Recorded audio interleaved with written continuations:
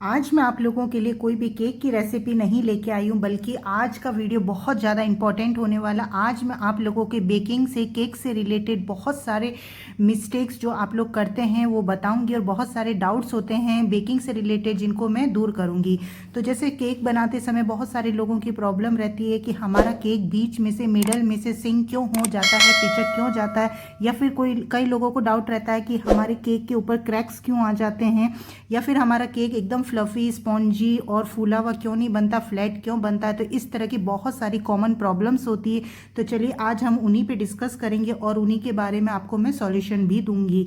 तो चलिए सबसे पहले मैं बताती हूँ कि केक जो होता है वो बीच में से सिंक क्यों हो जाता है। तो देखिए इसके कई रीज़न होते हैं। सबसे फर्स्ट नंबर पे जो सबसे बड़ी मिस्टेक होती है वो ये होती है कि बेकिंग सोडा और बेकिंग पाउडर जब आप एकदम सही क्वांटिटी में यूज़ नहीं करते हैं तो फिर आपका केक मिडल में से सिंक हो जाता है।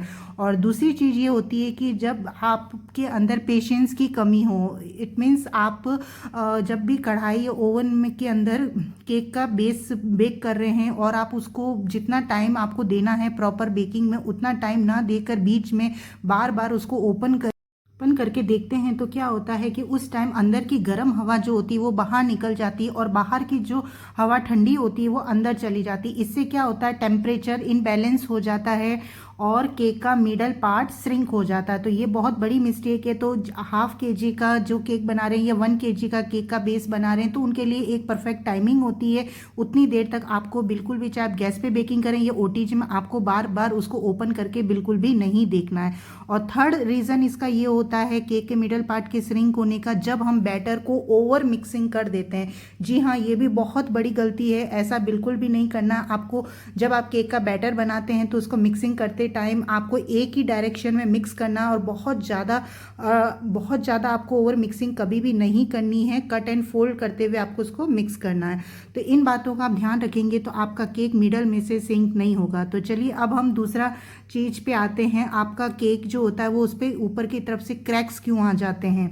तो उसका सबसे बड़ा क्रैक्स आने का जो कारण होता है वो ये होता है, बेक करते टाइम टेम्परेचर ज़्यादा हो जाता है तो केक को ज़्यादा हीट मिलेगी, और एक हीट को आपको फिक्स करके रखना पड़ेगा। जैसे गैस पे बना रहे हैं तो आपको एकदम लो फ्लेम पे रखना पड़ेगा, और ओटीजी ओवन में बना रहे हैं तो भी आपको टेम्परेचर एकदम उसी के हिसाब से परफेक्ट रखना पड़ेगा। अगर आप बहुत ज़्यादा उसको हीट दे देंगे या बहुत ज़्यादा टाइम तक बेक करेंगे तो भी केक के ऊपर क्या होगा, क्रैक्स आ जाएंगे, वो ड्राई हो जाएगा।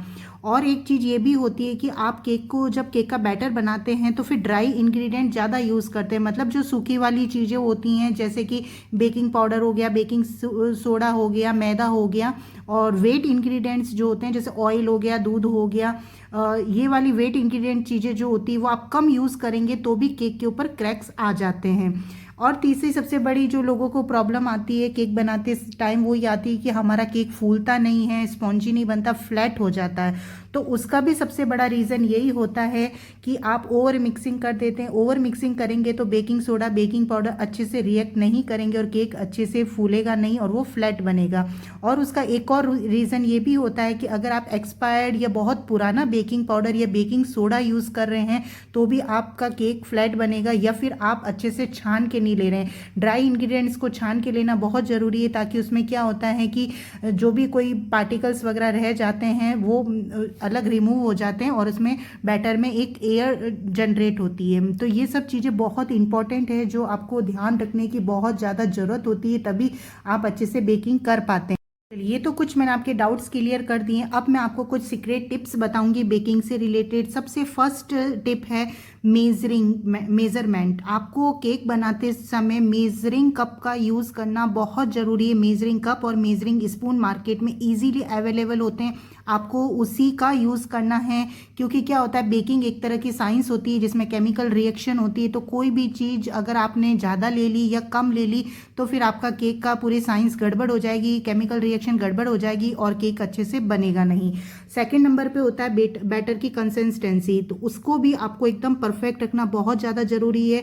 हर चीज़ को आप मेजरमेंट करके लेंगे तो कंसिस्टेंसी अपने आप परफेक्ट बनेगी। बहुत ज़्यादा बैटर पतला हो गया तो भी केक सिंक हो जाता है, या फिर बैटर बहुत ज़्यादा अगर थिक रख लिया तो भी केक नहीं फूलता है। थर्ड हमारा टिप जो है, केक को बेक कर रहे हैं चाहे तो ओवन में या ओटीजी में, किसी में भी आप बेक कर सकते हैं, तो बेकिंग करते समय आपको बार बार ओपन करके बिल्कुल भी नहीं देखना है। आपको एक फिक्स टेम्परेचर रखना है अपने केक के अकॉर्डिंग। उसके बाद जब वो टाइमिंग पूरी हो जाती है उसके बाद ही आपको केक को चेक करना है। केक को चेक करते समय आपको सेंटर में से टूथपिक डाल के चेक करना। अगर थोड़ा सा भी बैटर उस पर लगता है इट मीन्स आपका केक अभी कच्चा है। फिर से आपको उसको अच्छे से ढक के थोड़ी देर और पकाना है। तो ये बहुत ज़रूरी चीज़ें हैं। और टिप नंबर 4 है, शुगर की क्वांटिटी को भी बहुत इंपॉर्टेंट रोल रखती है आपके केक के अंदर। अगर आपकी शुगर की क्वांटिटी थोड़ी भी ज़्यादा हो गई तो भी आपका केक एकदम चिपचिप बनेगा। कई लोग कहते हैं हमारा केक बीच में से एकदम चिपचिपा सा बनता है, वो मुंह में लगता है, चिपकता है, तो उसका भी मेन रीज़न यही होता है, शुगर की क्वांटिटी आप ज़्यादा कर देते हैं। तो हाफ केजी केक के लिए जैसे 1/4 कप होता है तो मैक्सिमम आप 3/4 कप तक शुगर ले सकते हैं, उससे ज़्यादा बिल्कुल भी मत लीजिएगा, नहीं तो केक आपका चिपचिप बनेगा। टिप नंबर हमारी 5th है कि बेकिंग पाउडर और बेकिंग सोडा की क्वांटिटी को आपको सही रखना बहुत ज़्यादा ज़रूरी है। एकदम अच्छे से मेज़रमेंट करके ही लीजिएगा, नहीं तो केक का आपका स्पॉन्ज अच्छा नहीं बनेगा।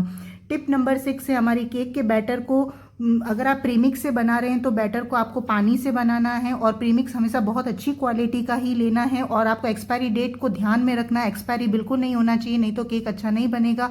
और अगर आप मैदे से बना रहे हैं तो मैदा पैकेट वाला लीजिएगा, अच्छी कंपनी का लीजिएगा। और बैटर बनाते समय मिल्क का यूज़ करना होता है। तो आज आई होप आपको ये सारी बातें अच्छे से समझ में आ गई होगी। अब आपके सारे डाउट्स क्लियर हो गए होंगे, और बेकिंग करते समय अब आप इन सब चीज़ों का ध्यान रखोगे। आई होप आपको बेकिंग में कोई प्रॉब्लम नहीं आएगी।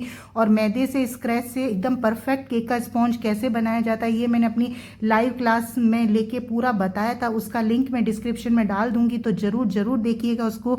और अगर आप केक बना रहे हैं, चाहे घर के लिए बना रहे हैं या फिर सेलिंग पर्पज़ के लिए बना रहे हैं, तो एकदम परफेक्ट केक का स्पॉन्ज बनाना बहुत ज़रूरी है। चाहे गैस पे बनाएं चाहे ओटीजी पे बनाएं, इससे कोई फ़र्क नहीं पड़ता है, पर आपको केक का बेस स्पॉन्ज एकदम परफेक्ट बनाना है, तभी आपका केक अच्छा बनेगा और तभी आप केक का बिजनेस स्टार्ट कर पाएंगी। केक के बिजनेस में बहुत अच्छा प्रॉफिट होता है, जो हर कोई नहीं बताएगा, मैं क्लियरली बता रही हूँ आपको, बहुत अच्छा प्रॉफिट होता है। आप घर के कामों के साथ साथ एक्स्ट्रा अपने टाइम में केक बेकिंग स्टार्ट कर सकती हैं और अपना एक छोटा सा बिजनेस स्टार्ट कर सकती हैं, और उसमें बहुत अच्छी इनकम है, बहुत ईजी है। इसके लिए आपको कोई भी एक्स्ट्रा क्लासेस लेने की ज़रूरत नहीं है। तो आई होप आज का वीडियो आपके लिए यूज़फुल हो। प्लीज़ लाइक कीजिएगा वीडियो को, और अगर चैनल पे नए हो तो सब्सक्राइब जरूर कीजिएगा। Thanks for watching.